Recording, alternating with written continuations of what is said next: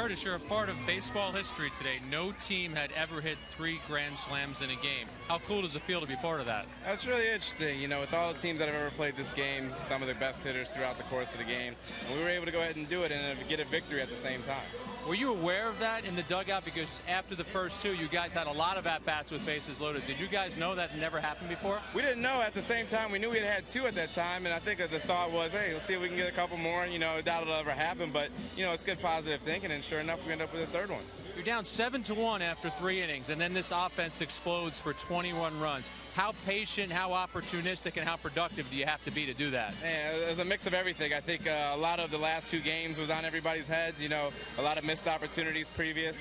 They were playing well on the verge of sweeping us, so we just were able to go ahead and slow things down, try to get the pace into our hands, and continue to put pressure on them. And we were finally able to go ahead and get a couple to come across in the big hit with Robinson and also Russell early on in the game.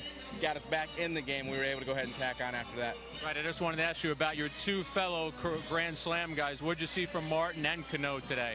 Martin's was amazing. I wasn't sure if it got out. I was on base, and I was like, oh, that ball got out, so that was great. And then Robinson, you know, it seems like every time he has bases loaded, there's a good chance he's going to hit one over the fence. And final question, you actually asked me, why don't I interview Jorge Posada? What was it like seeing Posada at second base close out the game there? I was excited, and the crowd all into it for the final out.